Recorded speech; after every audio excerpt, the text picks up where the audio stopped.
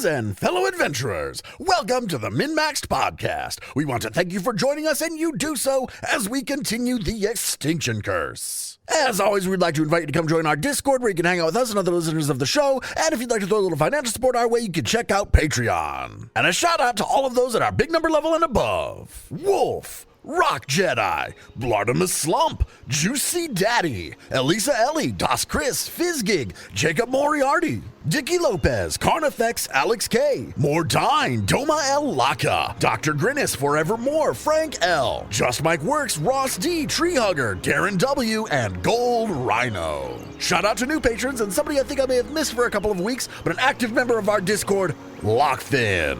Then, moving from the build-up to the big number level, another very active member of our Discord, Indie Link. And finally, at the grand finale level, AC Goldner. Thank you all so much for your support. And now a recap of Session 79. The day after our big fight with the dinosaur-riding Zolgas who wrecked our tent, we decide to head to the Desert Farm, a place where there's people who can fix the tent and also haven't been heard from lately, so we're gonna go make sure they're not dead or something. When we get there, we encounter a bunch of Zolgats, this time on Triceratops. Combat immediately begins. Jeb and the Wizard do some insane spell things, and in 2 very long rounds, basically all the enemies are dead. Jeb convinces the 2 remaining Triceratops to wander off after their Zolgath masters have been defeated. Afterwards, a family come out of the farmhouse. It's the Denzerts, and in thanks, they offer to fix and upgrade our tent for free. 2 kids display some uncanny artistic abilities, and we hire them to join the circus. Back at the circus, Oofy tells the Wizard about a weird dream he and Dingo shared. The Wizard doesn't seem to care. Another night passes, and we prepare for a new day. The next morning, the circus gets up and goes about its normal routine.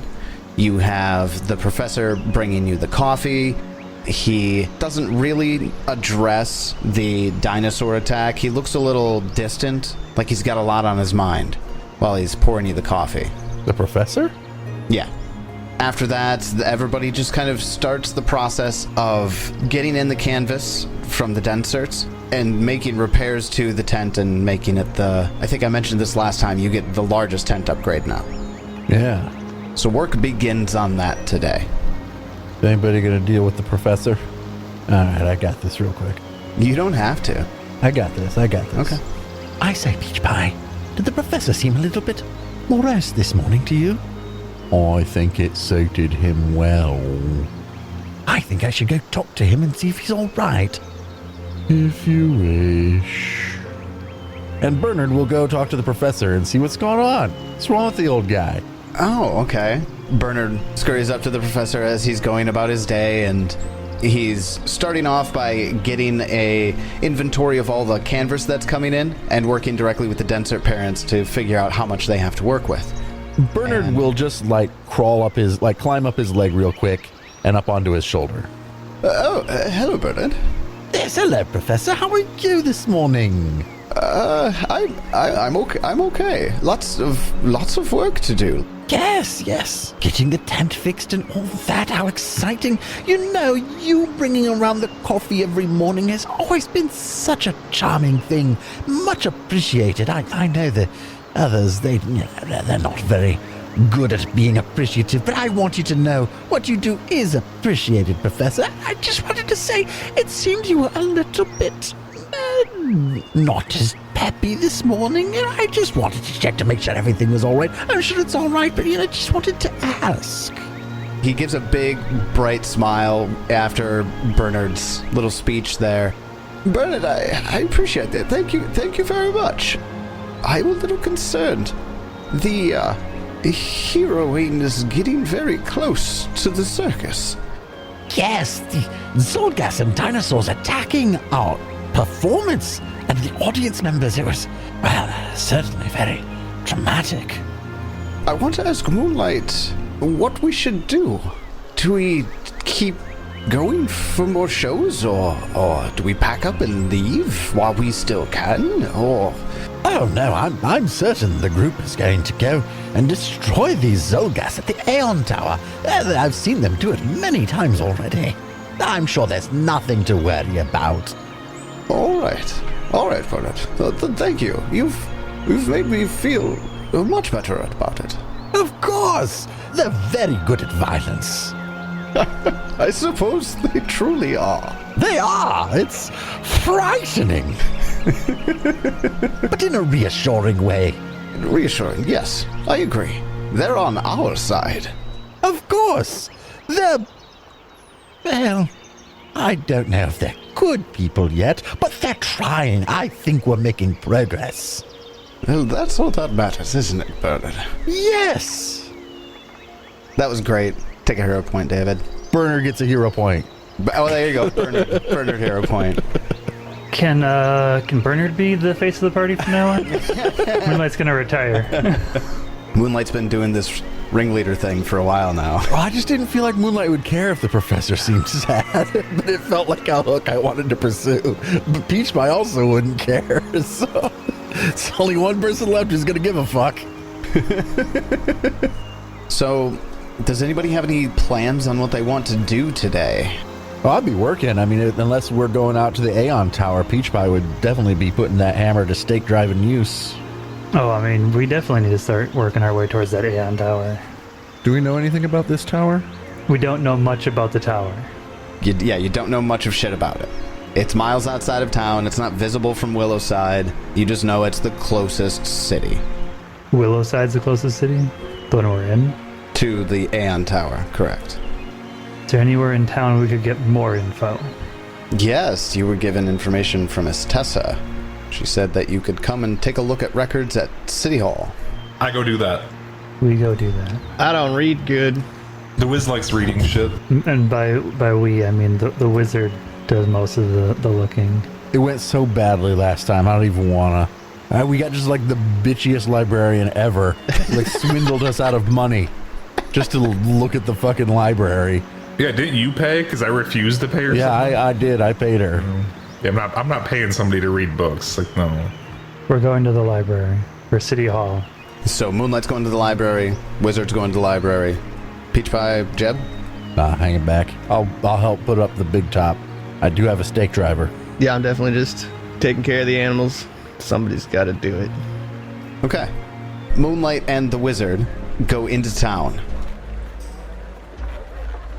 Everybody give me sense motive checks. You two do. Oh, that's just perception, right? Yes. 30. That 20 for a 40. Success and a critical success. You both notice as you go through town to get to City Hall, there's this energy of working. Like everybody is doing something and they're very focused on doing it. The blacksmith is actively at the anvil, hammering things out with all their apprentices helping out. There are people moving supplies in and out from the pier road. Letterick, even, you see him a couple blocks down, is directing people to move things, and you see people gathering pitchforks and pole arms, spare lumber, and things of that nature. Like unnaturally focused on what they're doing, or just like, hey, we're doing our fucking jobs. Of course they're doing their jobs. The Wizard on a critical success would realize that this seems to be with a little more urgency than just your daily business. Everybody's got a fire under their ass. Do I have any idea why? Could I infer anything or assume anything? After walking around for a little bit, you can kind of see that people are reinforcing their doors and windows with planks of wood. You can see that the blacksmiths are actually making impromptu weapons out of some of the tools that are being brought in. People are preparing themselves to Do combat or protect themselves? be defensive, to protect themselves and their homes. And Letterick seems to be assisting people with getting supplies to where they need. Man, I hope they're not trying to protect themselves from us. What if we have to fight the town? I say this to Moonlight. Why would they fight us? I don't know. You see them all boarding up their doors and preparing the weapons? They're fighting something. They're fighting off something. Oh, well, I mean, I saw it, yes. I assumed they were preparing to defend themselves against dinosaurs. I mean... Oh, I just assume everybody's gonna fight us. You don't think they'll fight us? We were just attacked by dinosaurs. I kind of want to attack that Letterick guy. I don't like him that much. He's the douchebag, right? I mean, he was helpful in the fight, even if he was annoying about it. Do we want to ask them if they're just preparing for the dinosaurs? We could just ask them why they are boarding up, yes. Or maybe we just talk directly to Letterick there. Nah, you got that. I'm not going to talk to him. It's a hard pass for me. He is out of your way from getting to City Hall, and he hasn't noticed you, you can tell. Seeing the blacksmith, Moonlight will go over to the blacksmith. Looks like you're working extra hard today. Everything okay? The blacksmith, her name is Relda. She passes off the hammer and the bellows to one of her apprentices with some quick words of what to do next. Then she walks over to you, wipes her brow. We're working extra hard, yeah. After the performance the other night and all that stories about the dinosaurs nearby, and so we're getting ready, just in case. It's actually quite prudent. Whose idea was this? Letterick. It was Letterick's idea. What a douchebag. Moonlight glances at the Wiz.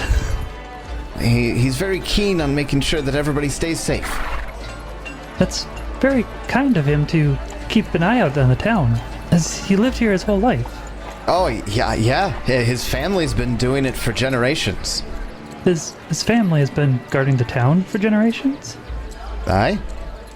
Is that why he looks so much healthier than everybody? Do the people give them their family food, or...? No, not that I know of. Huh, I never thought of it like that before. Doesn't he look quite healthy? He is a strong young man, and his family, his father was nearly identical to him. As far as his shoulder width and tendency to not wear shirts, but, that's just a family thing, I suppose. Did his father have any brothers? Oh, certainly. How many? 3. What did they look like? Well, they didn't look all the same. Some of them look like Letterick's brothers. She puts her hand on her head and she just goes, I appreciate all the questions, but I really need to get back to work. Thank you for saving everybody at your show the other night. It was quite the performance. I'm sorry you didn't get to see the whole thing. Oh no, I got to see a whole performance. She kind of gives a big belly laugh and starts pointing her fingers in the sky, going smack and making a bunch of sounds, and she really liked the fight, it would seem. Roar! Yeah, exactly. Roar for the dragon. So other than them working extra hard, they don't seem off otherwise. They don't seem like they're enchanted or anything weird like that. They just seem like they've got a purpose and they're doing it. Yeah, you get the direct sense that this is a close-knit community that they're starting to batten down the hatches. Moonlight walks away and then turn to the Wiz and be like, there's still something off about that Letterick. Can you detect magic on him or something? Yeah, I can do that. Can I use reach spell on detect magic? Don't see why not. I mean, if it has a range, you should be able to. It's a 30-foot emanation. That'd be widen spell then. It'd have to be widened, so that's only gonna do 5 feet then, isn't it? Or is it 10? So tell me what you want. We'll get into the details of feet. I was just gonna detect magic on him, but it's a 30-foot emanation. I was hoping to do it further away. I don't think it's gonna matter to add an extra 5 feet. We're gonna have to go up next to him, or at least within 30 feet of him. So the wizard sneaks up then, or are you just kind of wandering over and casting spells next to Letterick?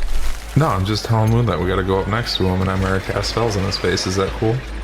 You want me to detect magic? I gotta be 30 feet away from him. So, I guess I can go talk to him. You detect magic. Nonchalantly? I don't do anything nonchalantly. You just don't do it in his face. I'm wearing a colorful fucking robe. I stick out like a sore thumb among these people. What do you expect? We're circus people too. They'll just think it's part of our charm, right? I mean, I guess I do just randomly spout out languages from time to time. Who knows if I'm casting spells all the time. Are his brothers around? Specifically his casting brothers that would possibly understand what he's doing? No, neither of them are nearby. Alright, we're good then. Let's do this. Alright, then you go to approach Letterick, who is helping a man board up the windows of his home. So, yeah, Moonlight will approach and be like, Letterick, I hear you are the one leading the charge and getting the town ready. That's an excellent idea. Good job. He looks startled for a moment and looks down at you and goes, yeah, what are you doing here? Well, our circus is nearby, and coming into town is sometimes necessary. Yes, I do recall that, yes. He turns back and starts hammering on the window again. You know, we have some people staying at the inn and stuff, so definitely want to make sure that they are safe. It's very good to see that someone is thinking about the town as thoroughly as you are. Well, it is not necessarily any of your business, but I appreciate the compliment. I heard your family has been doing this for a long time. Doing what exactly? Protecting the town. Oh, yes. The Banyan boys have been protecting Willowside for 3 generations. He pats his long sword, which he has at its side. It's a very nice sword. Go ahead and give me a diplomacy check. And in the meantime, you pinpoint the source of the highest level magic like an imprecise scent. You don't learn the exact location, but can narrow down the source within a 5-foot cube. And I learned the school of magic for the highest level effect. Is the highest level effect coming from him? It is Letteric. What school? Evocation. Okay. Now I'd like to try to identify. It says once you discover that an item, location, or ongoing effect is magical, you can spend 10 minutes to try to identify the particulars of its magic. Oh, interesting. So you just have to hang out for 10 minutes then. Yeah, just hang out in 10 minutes in the area once I know there's an ongoing effect from some item or whatever. So I'm not gonna have a 10-minute conversation with Moonlight here, but Moonlight, No. are you gonna hold Letteric's attention here for 10 minutes? I'll sure try. Okay. I get a 32 on my diplomacy check. Okay. Give me a general conversational strategy that Moonlight's gonna lean into to keep Letteric occupied here. I don't know, probably a few different strategies of talking about his family, trying to get more information about that. If something starts failing along those lines or needs more talking about, if there's anything that Moonlight can do to help the town or the circus. What you basically get from him is a bunch of weird looks at the wizard while he's talking to you. He kind of just glances over at the wizard, who is very clearly examining him very, very closely. The wizard, for you, after 10 minutes, you discover that his longsword is the most magical item that's on him. If at any point he gives me a weird look for looking at him weird, I wink at him. Wink and a nod. He probably ignores you a little bit or tries to at that point, just kind of looking up and away. After about 2 or 3 minutes, he's still going about nailing up the boards and all of that. Some people come by and congratulate you on the performance with your show of force during the end of the performance as well. And 10 minutes go by, and Wizard, what was your Arcana check to identify the longsword? And no, you can't take twice as long. Yeah, I was saying, and no, I'm not taking twice as long. I do get a +1 still from being a seer elf, though. 42. Wrecked it. Fuck. With a critical success, you identify this as a +2 greater striking longsword. It's terrible. Okay. And as a little extra, you notice that he also has now that you've identified that magic, the next thing that you kind of zero in on is he's wearing a ring that is also magic. You trying to get me to spend another 10 minutes here? I feel like Moonlight looks over at the wizard like, are you done? And he's like, stretch it out. There's more magic. I mean, Moonlight keeps talking until the wizard walks away or does something that makes Moonlight know that they're done. I mean, as long as there's more magic for me to identify, I'll keep doing it. In the name of Nethys, I'll find out all the magic he has on him. So, are you going to lead off with a detect magic, or are you just going to start identifying right away? Just continue identifying any magic from him. Identifying, okay, gotcha. I'm going to need another diplomacy check from Moonlight, then. Because now he's getting a little impatient with the conversation. I feel like I'm going to run out of stuff to talk about. Can I just start lying to this guy about stuff? That's totally up to you, obviously. Basically, it boils down to, yeah, his family's been doing this for generations. Yes, it's good that he's preparing people to help defend themselves. And no, you can't help your outsiders. In fact, stay out of our business. In fact, stay out of our business. If you could, please. We can handle this by ourselves. So yeah, I'll start lying to him. Oh, I'm sure you've got it all under control. There's absolutely nothing that would be a problem here. And I did snap on purpose, because You did. What'd you do then? I'm using my Ring of Lies. You are? Okay. The Ring of Lies gives me a +2 to all deception checks. Snapping your fingers on the hand that wears the ring causes the ring to cast glibness on you with no visual manifestation of a spell being cast. Damn. Well, so the ring gives you a +2 item bonus to deception. Glibness gives you a +4 status bonus to deception. Implausibility of your lies prompt a circumstance penalty or a DC increase. Reduce that penalty or increase by half. Oh, wow. Okay. Yep. So depending on what you lie to him about... The lie is that they can handle the dinosaurs all by themselves. And they'll be fine. Okay. Because Moonlight absolutely does not think they can do that. Go ahead and give me a deception check then. With a +6 overall. Well, the 2s is permanence. That's already factored into my That's deception. already built into you. So that's why it only says +4. I get a 39. And this is against their perception DC. Of course we have this all in hand. If you get the people of Willowside together, we can do anything. And I just try to lead him on that track of How awesome he is. how awesome Willowside is and how he's going to bring everybody together. And Oh, he is now fully into it. He's invested. He's proselytizing right now to you about how good and how amazing Willowside is and how people should not leave as they have been because the city is better when we all stick together. And Wizard, give me your Arcana check to identify the ring.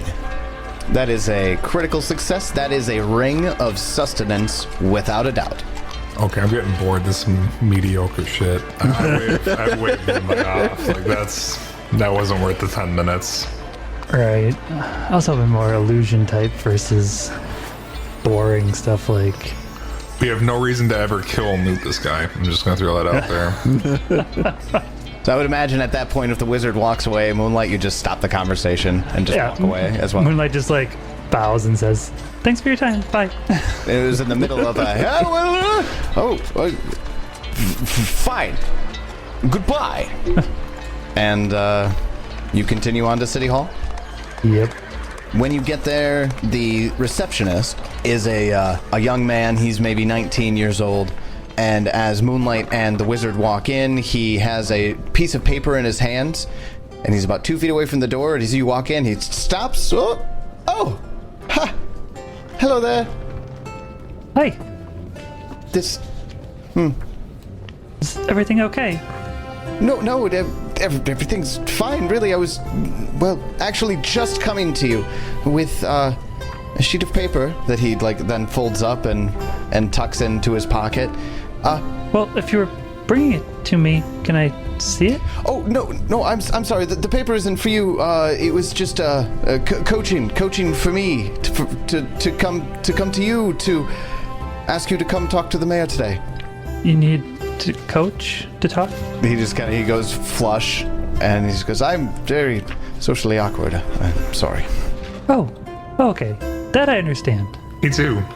Also, I was expecting an entire mile walk to get to the circus and back, and here you are. I didn't even need to leave the door. Oh, isn't that fortuitous? I suppose it is. Would you be willing to talk to Mayor Vandy? Of course. Great. Right this way. Right now? I mean, if you don't want to right now. I guess if you can find stuff for us while we talk to her. Oh, sure. Yes. Yes, I would be happy to do that. We're looking for some information on the Aeon Tower nearby. Just anything. Oh, okay. Well, I can pull up some maps of the area. I'll see if I can find any reference materials. I'll stay here and help him while you go talk to the mayor. Oh, okay. Moonlight, the teenager, points you to Estessa's office, to the door. Do you knock or do you just walk in? Oh, he doesn't actually bring me to the door. He just No, he doesn't. He points it out. It's not a big city hall, but he points it out, and then he goes to the records area with the wizard. Moonlight walks in then. Estessa is in her office. It's a modest office. She has a simple wooden desk, a couple of family portraits. You actually see a picture of Opper in a few family pictures as well. Oh my! I just sent Trevor to go get you. That was very fast. I know your performance, but that's quite the trick. Sorry. He told me you wanted to talk to us, and we were already in town, so I thought you were ready. Oh, you were already in town. Oh, that's fantastic. Yes, come, please, sit down. I'd like to talk to you. Please, would you like some tea, or, wait, how does that work for you? Do you have a nice window I can sit by? Oh, yes, of course. She walks over to the window, opens up a curtain. I love that. Standing in the sun, that's Moonlight's tea. Just throws open the window, and there's a nice beam of sun coming in and hits you. Moonlight will pull a chair over and sit there. So she'll actually pull up a chair, not behind the desk, but just next to you, or facing you, to make it a more personal conversation. She's not awkwardly having the conversation behind the desk. Thank you so much for coming to Willowside. Your circus has brightened things up in a way nothing has for a long time. Not since the Welt started taking over. And then the dinosaurs showed up, and they had Zolgas with them. But you've not only brightened our spirits with your shows, you've also protected the town. I thank you for that. Well, we certainly do what we can. Well, with saving Griston from the giant fly traps outside of town to the flying dinosaurs, and now the Denserts are telling me that you saved them from Zolgas and dinosaurs in the farm. Yes, they were under siege from some dinosaurs. I wonder how many times we're going to slip that in this book. Moonlight will say it as many times as they can. I hate to ask this, but I must for the town's sake. Nobody else seems to be afraid to ask, so go ahead. Yes. I know the dinosaurs have killed some people, and other folks just simply left town. That's something that Lederick is currently trying to do something about, and he seems confident in his ability to assist. Yes, very confident. He is very confident, isn't he? But there's perhaps something else going on out in the swamp out east. A few hours east of town is a gambling hall and entertainment venue called Fortune's Hall. Yes, I've heard of it. Oh, have you? I suppose they are an entertainment hall after all. Well, one of our circus members knows someone that works there, or worked there. I don't remember exactly. Well, the owners, the Caristers, have been big supporters of the town, despite being so far outside it. For the past few weeks, though, no one's heard from anyone out there. Not the Caristers, not their staff, not any of the regulars who are out that way. A few people went to check, but they didn't come back. That was about when the reports of the dinosaur attacks started, so I assumed the dinosaurs got them. And the folks at Fortune's Hall, for that matter. Certainly disconcerting if they didn't come back. A few days ago, one of the horses from Fortune's Hall showed up in town. The poor thing had almost starved to death. It had an unusual bite on its leg. Strangest of all, someone had written, "The fun never stops," on its side in purple paint. That is certainly unusual. It is very odd, but I don't think that's the work of Zolgas and dinosaurs. I don't see Zolgas writing very often. Indeed. Gristarn got the horse cleaned up and fed, but it's too scared to head home.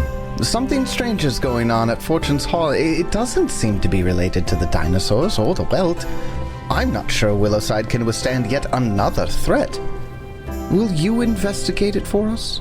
I know that it's dangerous, but you're better able to look into this than anyone else but the Banyan boys. Well, seeing as two of our circus members went there, we will certainly go to check this out. I hope that everything is okay. I'd hate to see anybody hurt from the circus. Lederick just thinks that they're lost to the dinosaurs and just refuses to look at it. And Well, I'm just concerned. Well, luckily he's heading the charge to get this town safer so that while we're gone, hopefully nothing happens, but if something does, hopefully you can defend yourselves. Oh yes, Ledric is very capable. And they haven't gotten so far as to attack the town directly yet. He believes if we put up a show of force and defend ourselves before they start prodding us, as he said, we can disincentivize them from attacking. Yes, well, he also thinks he can just wave his sword and scare people. And she kind of chuckles at that under her breath. And if Moonlight could roll their eyes, they would. Well, I thank you for your assistance. Oh, actually, hold on a second. And she stands up and walks over to her desk and opens a drawer. And she pulls out a pale lavender ellipsoid stone. And she says, I would like this back if you're able to return it, but this could help you. What is it? I'll bet it's a pale lavender Aeon stone. A pale lavender ellipsoid aeon stone, that is correct. I have no idea what that does, so. Me either. Plus 10 to strength. That's not how that works. We're giving it to the whiz. I'm using it. That'll give me a 20. He needs to carry more shit. Cast a Dispel Magic and gives you the Read Aura cantrip as an arcane innate spell. That actually is its resident power. You need to put it in a wayfinder to activate that. I was looking at Aeon Stones earlier, and they each have something called a resonant power, and the resonant power only activates if it's in a wayfinder or similar item. I should really get a Wayfinder then. Does she offer an explanation of what it is? She does offer an explanation of what it is and what it does. Once per day as a, well, obviously she doesn't use these terms, but once per day as a reaction when you are targeted by a spell, you can activate the stone, and then it makes a counteract check against the spell being cast. So it's counterspell in an Aeon Stone. So when she explains that, I'm like, well, we'll certainly do our best to get it back to you. I won't tell the Wiz about it. Oh, okay. The Wiz finds out, you'll never see it again. Oh. He loves his magic items. Ah, I see. Well, I appreciate your discretion then. So she thanks you for agreeing to assist and go check it out. She wishes you the best of luck. And unless you have any questions for her, she doesn't have anything else to ask or talk about. We actually came to town to do some research on the Aeon Towers, so hopefully the Wiz found something. Well, hopefully. He was given access to the records, yes? Yes, I believe Trevor, you said? Yes. Was going to show him. Oh, wonderful. That is, if he had the courage to do so. Yeah, Trevor's a good boy. He's just nervous around people. Good luck with your research and with the investigation at Fortune's Hall. Yes, that does sound quite pressing. Moonlight will walk out. Then we'll move down over to the Wizard, where it wasn't too long of a conversation that they had there. But Wizard, go ahead and you're going to give me some society checks here.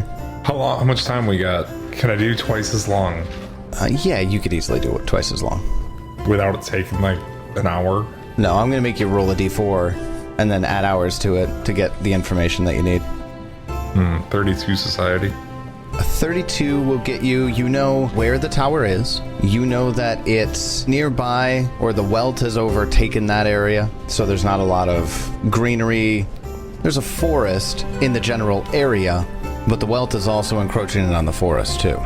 But you don't find a ton of information about it. What you do end up finding is you do find that there are occasional mentions of the tower where, like, say, a sect of druids came by to visit the tower, and they swung by Willowside on their way through, passing through, sometimes scholars. But aside from that, you don't get much more information. Sorry, there wasn't much more than that. What was your name again? What? Oh.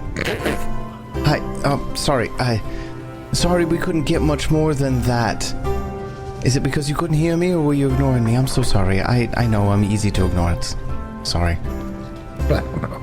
I'm trying to think of how I would respond. I don't even know. Yeah, I got everything I needed. Oh, good. Good job. I pat him on the head. Ah, need beams a little bit. Moonlight, you come back. What do you guys want to do? I just need to stop at the store quick. I need some more infiltrator picks. Is this like do they have a decent like selection of records and books, or is it just he just brought me this stuff, so I didn't really see what they had, or is it like a library, or what do they got? It's essentially the basement of the city hall. So like town records and stuff. Exactly, yeah. There's a couple of dusty shelves, a lot of binders, and that sort of thing. It's not extensive by any means. Do I care enough to investigate Letterick and his family line? I feel like there's still something shady about him and his family, but I don't think there's anything worth finding. Oh, there might be. Could be fun. I kind of like the idea. You do that while Moonlight goes and gets new picks. Yeah, fuck it, I'll look into it. You got anything on Letterick's family? I don't remember his last name. Oh, the Banyans? The Banyan boys, yeah. I love those guys. I want to read all about them. Oh, so do we. Here, let me. There's a lot more on that. They kept records of some of the things that would happen and defense points that they would, make for the town, as well as, any investigations. There's more there. Here, let me bring some to you. Go ahead and give me a society check then. Another one. Moonlight's would come in as you begin the research on this one. Did you get everything you need, Wiz? Probably, maybe 34 society. What do I got on them? What do I got for dirt? A lot of the records that you're brought, a lot of them are what you would equate to a modern day police report. This citizen was, got a little too drunk at the bar, threw a rock through a window of a neighbor over a grudge, and we went on the scene to make sure everything was okay. Or, the occasional monster attacks from outside of town, and to make sure everything is okay and to defend it, that sort of thing. You don't find a lot of interest. However, there is a little notebook that you find, just a little tab notebook that you see, reporters and cops will make quick notes on. A large section of pages are ripped out. And the pages just before the section that's ripped out, you see some notes that are, Lurt is being dodgy. The general store seems busy for after close. And then just a bunch of shit ripped out. This guy is really meticulous, whoever these notes came from. It's Sheriff Banyan, you can see from a generation or two ago. It would have been Letterick's grandfather. He was a very diligent note taker, and this stands out to you because it's sloppy to have this big section ripped out. And also, he keeps dates on all of his notes. And the dates for the section that are ripped out, you actually don't find any filed reports during that time either. I show that's Moonlight. Tell him what it means and everything I know. It certainly seems like somebody's hiding something here. I'm not sure what. I have no idea. Is there a check I can make to try to think more about that? It would be society, yeah. Before I would have handed it over, I would have tried to put two and two together and understand it. I mean, so we would assume that something's getting covered up.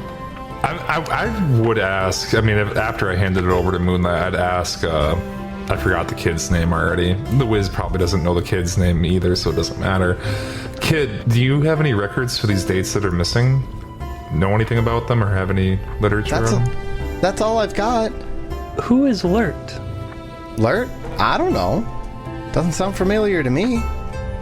You said this is like a grandfather or something like that? The Sheriff Banyan that wrote these notes? Yeah, so this would have been like 60 years ago. Is there anybody in town that might know who Lurt is? Somebody that's been in town a long time? Are you asking me who the old people in town are? Sure, yes. I mean, the oldest person in town that I know is Tritala Frint. She's the lead priest, the clergy member, the cleric of the Temple of Aristil in town. Oh, good. The Wiz and Moonlight can go talk to a cleric. Let's do that. That sounds like fun. Can you show us how to get to this temple? Sure. Yeah, I could do that. Perfect. We'd like to talk to this. What was her name again? Tritala. Tritala. At the Temple of Aristil is a simple building. When you enter, you can see that she must double as some sort of clerical services shop. You see scrolls lining the walls, some vials of holy water for sale, you may actually be able to get clerical services and scrolls right from the Temple of Aristil here. There is currently no one in the area right now, in the main entry area, and when you open the door, it makes a big sound. So you actually hear from in the distance in the back, "Yeah, I'll be right with you." And after a moment, a woman comes out, and she has like a smock on that has a few bloodstains on it, and she's wiping her hands off and cleaning. She looks like this. Oh yeah, that's for sure the oldest lady in town, no doubt. Yep. She's old even by elven terms, man. Like, that's... I love the Cleric of Aristil robes, though. Those are cool. I love the clasp. It's really neat. High collar robes, the clasp, that's just it clasps at the feathered part of the arrow on the bow and arrow, religious symbol of Aristil. Ah, well, you're the one that caused the patients I have back here in this room. Don't worry, they're getting fixed up, but what do you need? How could I help you? You seem fine. Able to take care of yourselves. I saw you take care of yourselves the other night. Yes, I did. And she walks over to the counter and she keeps talking. You watched that? It's gross. Wait, in the circus, in the performance of the circus. I didn't even think of it that way. And she even, she puts her head down. She goes, disgusting elves. Always mind in the gutter with this. Can I help you? Phrasing, man. Phrasing. Yes, we could use assistance in a few different ways. First, I was wondering if you had any healer's tools. Would you just call them expanded healer's? The good variety. You know, the expanded variety available for purchase. She walks over to the other side of where her counter is, leans over, pulls out a very well-made kit in a leather satchel, and sets it on the counter and goes, 50 gold. Ah, yes. Here. And since we have you here, we were just looking through some information and found something interesting that was from a while back. And Trevor said, you might have been around back in this time. She cocks an eyebrow. Yeah, he called you old. To a 19-year-old, everybody's old, right? I know Trevor. Oh, I know Trevor. But we were just wondering if you knew Alert from 50, 60 years ago? Give me a diplomacy check. I schmoozed her by buying something, too. Damn it, 25. Her eyes darken, and she looks down at you, and she says, now, you're going to dig into things that is just none of your business. Is there anything else that you need? Yes, information on Alert. No. You can go on now. I am very busy, so have a nice day. Your town. She turns around and walks back into the back room. Well, I guess we'll have to deal with this more later. I am worried about the entertainment hall, so we should probably get there as soon as possible. And I guess we head back. Transition to the circus. Moonlight and the Wizard get back. After the time that you spent, it's probably around dinner time. Peach Pie and Jebediah have been working hard on getting the tent all fixed up and getting it going. There's a lot of progress being made, and you think that with another day or two that you can actually finish it up. Fortune's Hall, you got directions, is about 2 hours east out of Willowside. Question is, do we go tonight or tomorrow? Sounds kind of pressing. I don't want Kadarin and Cubby to die because we waited overnight. Yeah, I'd be willing to head out today. It's only a couple hours, we'll get there. Might be dark, but we got dark vision. We don't give a shit. That is very true. A couple hours on foot or on Phantom Steeds. Or on Phantom Steeds. Phantom Steeds, please. Steed me, daddy. Boom. 3 Phantom Steeds.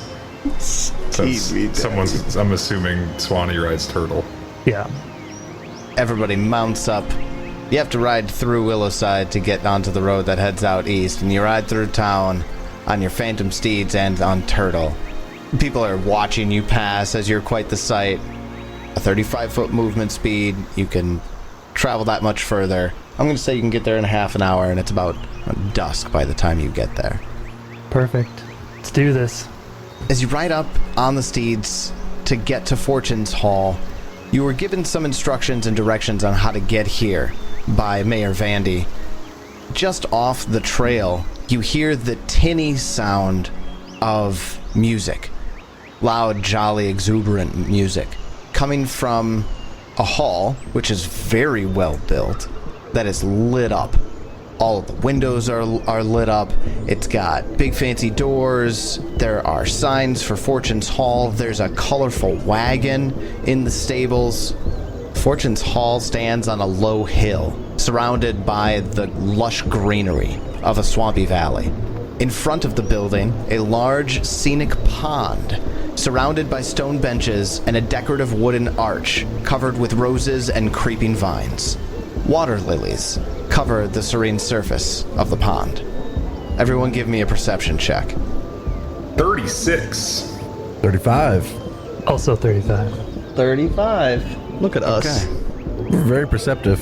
You all see in the pond 8 large tadpole creatures just kind of swimming around in there. Grippleys, kill them. Can I do a recall knowledge check on them? Or do we have a second? Or Yeah, I'll just show you what they look like. They don't acknowledge you at all. They're just kind of swimming around in the pond. Pretty much adorable, unlike the piranha face. I was gonna say, like, they're half cute, half terrifying. That's a lot of rows of teeth. If you'd like to, yes, you could give me a nature check to recall knowledge on these creatures. Sure. Not the greatest of nature checks, 28. 28's enough to get it. Actually, so is a 24. These are called gallipods. They're fey. They're amphibious. They're small in size. And they're part of a fey creature from the first world called Brugadach. They're not going to come and attack you because you're walking by the pond. They may get territorial and attack if you get close to what they've claimed as their own. In this case, this pretty pond in front of the Fortune's Hall. is there magic In the pond? On the pond? in the pond? Like, I can't really. It's an emanation. No magic if from this area. Always checking. You never know. Head to the front door, I guess. Yeah, I don't want to bother with these guys. They're cute. I don't want to kill them. If the Wiz says they aren't going to bother us unless we go in their water, I don't need to go in their water, so... Same. So you can keep a wide berth around them pretty easily. We do. In fact, as you're walking by, one of their heads kind of crests the water, and its beady little black eyes watch you as you walk by, and then it slinks back down. Moonlight nods. So when you get to the door, you can hear the music clearly from out here. It's just on the other side of these doors. The doors to get into Fortune's Hall, they're large mahogany double doors, and they're decorated with carvings of fey creatures such as satyrs, sprites, and dryads. Do they look like these are recent carvings, or they've been here for a while? No, it looks like the door was designed that way. Because it kind of seems like this place has been taken over by the Fae. Tricksters and stuff. Do you open the doors? I check it for traps. I get a 29. You find none. After a moment, the door swings open. This creature is the one who opened the door. That looks like That a grown-up looks like a version grown-up. of the things in the water. Yep, it sure does. It looks like a frog person. It's got the beady black eyes. The teeth are still sharp, but not like all over the place. He's well dressed, though. They're actually wearing slacks and vests and suit jackets, and as you walk in, he actually looks a little surprised to start, but quickly recovers, and in common says, welcome to Fortune's Hall, where the fun never stops. Please come, enjoy your stay. What is your name? My name is... Nice to meet you. What was the name of the owners of this place that were supposed to be the owners? Not that. Yeah, obviously. Please come and partake in the festivities and the feasting.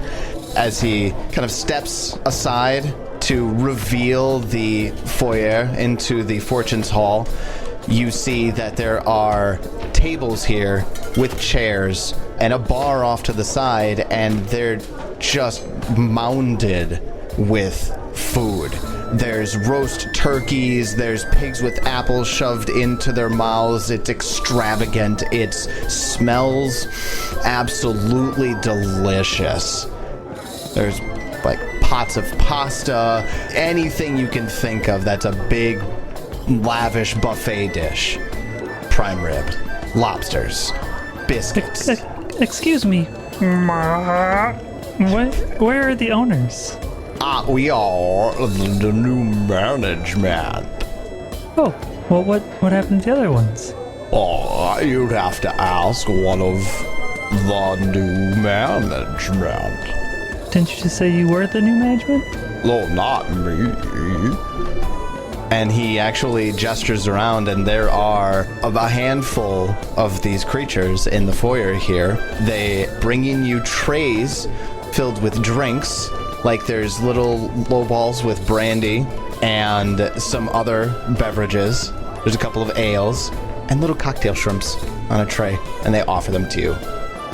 I thought there was a food shortage in the area. Where did you get all this food from? We bring it in from the first world. That's a good solution, to be honest. The people from Willowside can come here for their entertainment and all the food. I see nothing wrong with this. I have no problem. I But wish them well and leave. they sent some people here to find out more information. They never came back. Well, they never left. They didn't want to leave. Like I said, the fun never ends. I hate that these guys are going to end up being evil. I love this. And we're going to have to fucking fight them. If you would like, I can show you to some of them. We're actually looking for Gadarin. Do you know Gadarin? Unfortunately, don't know the names of all of my guests. There's a talking dog. Yes, the talking dog. Then follow me. That's actually Cubby, but Yeah, but you know, they'd be together. There are two double doors in the foyer here, and he leads you through the ones off to the left. When leads you into a well-lit hallway. Fortune's Hall is an extravagant building. The hallways are lined with expensive-looking pieces of art. The floors are covered with red carpet and runners. And there are 5 doors in the hallway that you can see all along the left. And you can hear men inside cheering. And there are a couple of these creatures walking into the buildings, or into these rooms with trays of food. I don't know which of the rooms he's in, but go ahead and peek at our tables. I guess I'll start looking around. I open the door to this first room on the left.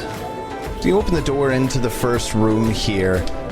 You actually come across Gadarin and you see Cubby, both sitting around a table with a wheel in it. It looks like a roulette wheel. And it's being run by one of these creatures, the Brugadach, a man from town that looks like just emaciated. He looks like he hasn't eaten in days. And then there's Godard and Cubby, and they're all placing bets on the roulette table, and they're having a great time. Oh, it's Moonlight! Come, play game with us! Have some of the food, it's delicious! Are you okay, Gadarin? Am I okay? He takes a big drink of ale that's there.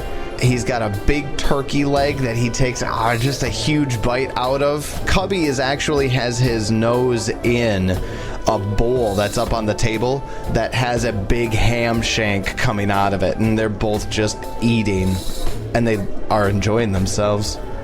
Is this your brother? What? No, he's here somewhere, I think. I'm not sure. I've been having so much fun. Did you find him? What? No, actually, this is as far as I got in. Is the emaciated-looking guy eating anything? He is, yeah. He doesn't look like it. The guy who goes over to you, he smiles and he just goes, "No, we're having a great time here."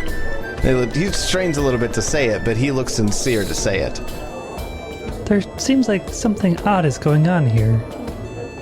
I don't see the problem. They have gambling hall. It's fun. They have food, they have beer.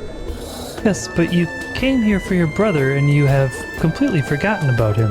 That is odd.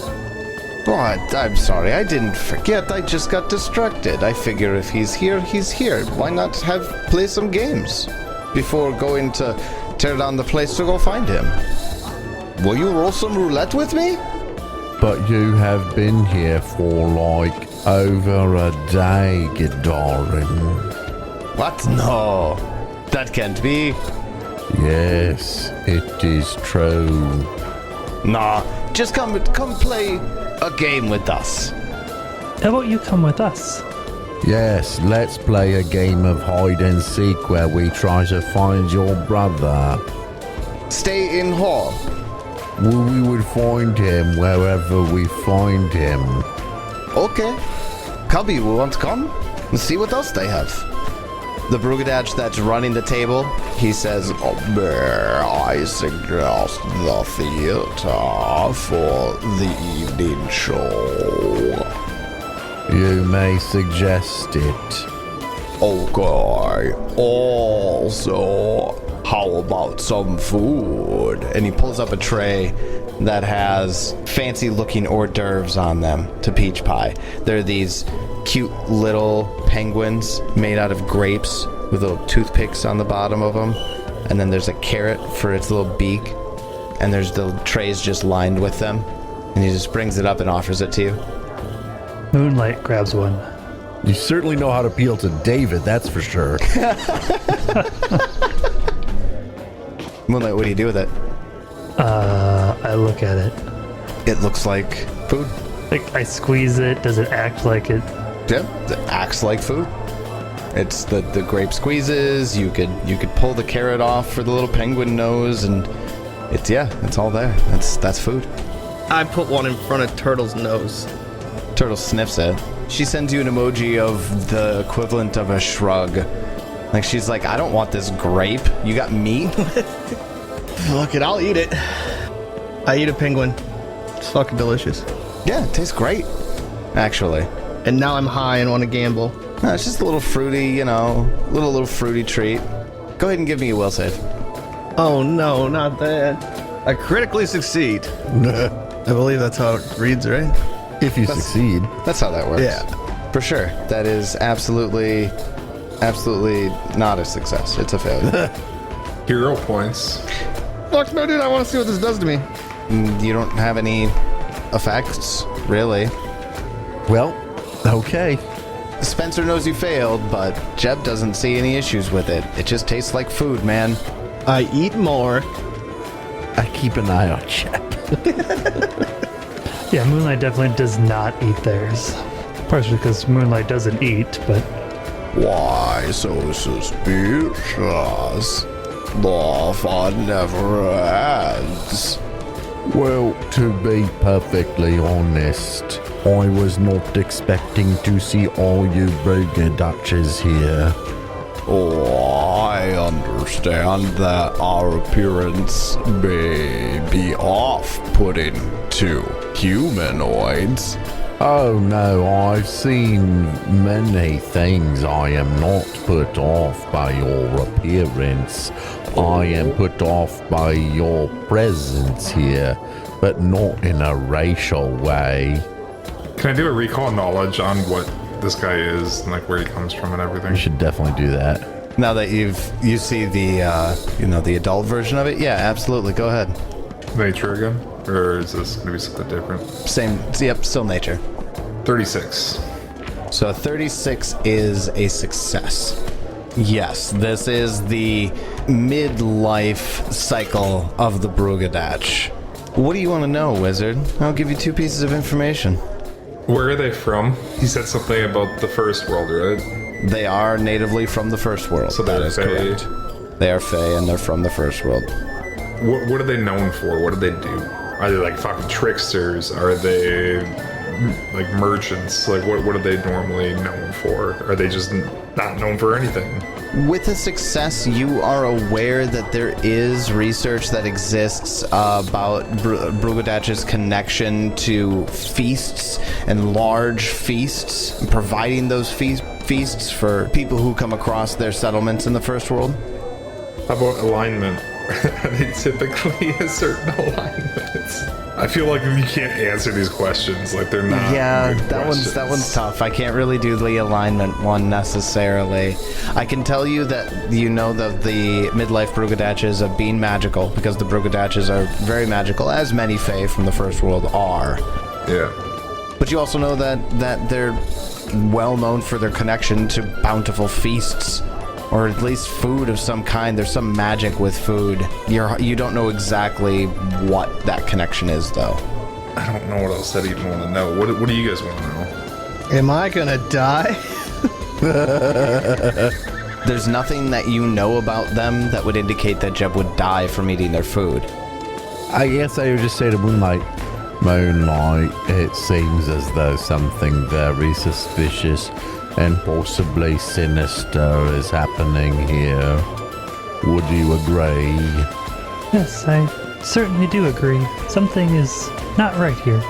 All right, I'm going to take action. It sounds like you're jumping to conclusions. They're all around you. They can hear you. And I'm going to walk into the room, and I'm going to grapple Gadarin with one hand and Cubby with the other, because I would assume I can, except my hand is full of hammer. I mean, you could sheath your hammer? No, I don't have a you sheath. don't have a sheath. I always carry it. Then you can only do one because you have to have a free hand. Yeah, so I grapple Gadarin, I grab him by his beard, and I lead him outside. Okay, he follows. And as that happens, the Brugadaches kind of look at you and tilt their heads sideways, and they're confused. And Gadarin the whole way is like, "What? Why? They're having fun inside. The fun never ends." And as soon as he says the fun never ends, all the Brugadaches start croaking, "The fun never ends. The fun never ends." All in tune with each other. They allow you to take Gadarin out the front door. Okay, does his demeanor seem to change once he is outside of the building? No. He wants to go back in, and I don't see why I can't have fun in hall. Gadarin, there is something strange going on here. We're going to have to figure it out. And he starts pacing around on the path up front. I don't know what you want me to do. Go back to the circus. But I don't want to. Wizard, can you tell if there's anything magical affecting him? Yeah, I'll detect magic. Do I sense anything from him? Do I detect Yup. anything? School? Enchantment. Yeah, he's enchanted. Cubby never came with you. He's still inside. Can you fix it, wizard? Yeah, but I'm gonna need some time. So I'm gonna have to swap some spells. I don't prepare Dispel Magic. Well, I don't know if Dispel Magic would even do it. I'm assuming everybody follows Gadarin and Peach Pie outside. Just want to get that out of the way real quick. Yeah, I would. Maybe Moonlight grab Cubby? I'll Jeb. tell Jeb to grab Cubby. But the fun never ends. Love. Oh no! They've got When you tell Jeb to grab Cubby, Jeb, you don't want to leave. You want to sit down and play some games. You actually sit down in Gadarin's place after Peach Pie pulls him away. You want to play games. Fuck yeah, dude. Throw some dice. Put some silver down on the table and let's do some roulette. I good. do just that. Oh, good. Moonlight would have been standing there saying to grab Cubby, and when he sits down and refuses, Moonlight's gonna start to get angry. I feel like it's time to do a coercion check on Mr. Medium Fey number 1. Coercion. I would actually allow you to coerce Jeb in this situation as well. Nah, I'm more coercing this guy to tell me what the fuck they're doing here. Let's see it. Actually, I'll be using group coercion also. Okay. This will be any and all of these guys that can hear me, basically. That I can see, or that I know are there. Well, there's my hero point. Thank you, fucking game. The natural one. What was that? We all got hero points for that RP earlier? Are you going to drop them both on this? I absolutely. Yeah, all right. Retroactively give you hero points for all that RP that you went and did. You too, Wizard. You can't use hero points back to back. Oh, that's right. The fortune effect doesn't allow it. I hate this game sometimes. But the fun never ends. The fun never ends. Well, I get a 29 to intimidate. Is that a success or a failure? And then I'll give what I say. That is a 29 is a failure. On all of them? On all of them. What have you guys done to my friends? Failure, they just, doesn't do what you say, and if they were not already unfriendly or hostile, they become unfriendly. The one that's running the roulette table kind of steps up and goes to you and says, "We are just offering food and entertainment. You should leave." Not without my friends. He stands up and takes a step closer. "You should leave." And the Brugadaches from out in the foyer start to close in on you. Yeah, Turtle will get in between at least the dealer one. So Turtle intervenes, Yeah. and he takes a step back. When Turtle pops up, does she like snarl at him or anything? Oh, yeah. She thinks they fucked with Jeb and Moonlight. Can we say that the wizard and Peach Pie would have started to walk back in after telling Gadarin to go back to the circus? Yes, and let's actually finish that scene real quick. Wizard, you can do something with the information with the tech magic that you got off of Gadarin, and you know it's enchantment. There's an identified spell. Anything he does is going to take 10 minutes. Unless you took quick identify. What the fuck is quick identify? No, I didn't take It's a identify. skill That feat sounds instead of useless. taking your fucking languages. Multilingual is so much more useful than what fucking fast identify? No. Yeah, who would possibly want to quickly identify things? Yeah, it's nonsense, right? It's not like you spend all day, every day identifying shit. The whole point of your identification build is to spend more time identifying it. I'm not trying to take less time. I take more time. Well, not all of us have ageless patience. Get at my level, man. Become 240, whatever. 20 minutes is nothing to me. No, if I don't have the time to identify him, I mean, I know, the Wiz knows, I would have to spend like 10 minutes to identify the spell, 10 minutes to swap spells, and even then it's not a guarantee that I'm going to be able to remove whatever the enchantment is. Well, and when nobody else comes out with you guys. Yeah, within like a few minutes of nobody else coming out, I feel like me and Peach Pie would be like, where is everybody?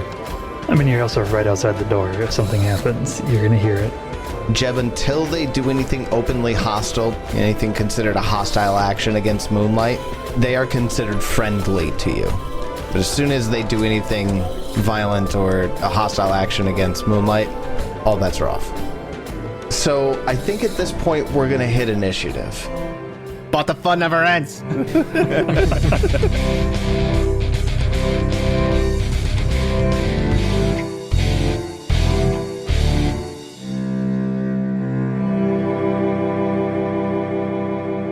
The fun never ends. Will Jebediah retire and play copper slots for 8 hours a day? Will we really have to kill all of these silly little frog guys? What really is happening here? What about the cute little tadpoles out in the pond? Don't tell me we're gonna have to kill them. Does the fun actually ever stop? Not when you're listening to MNmaxed. For the rest of it, find out next time as we continue the Extinction Curse. And until then, may you have many great adventures of your own. It's your turn.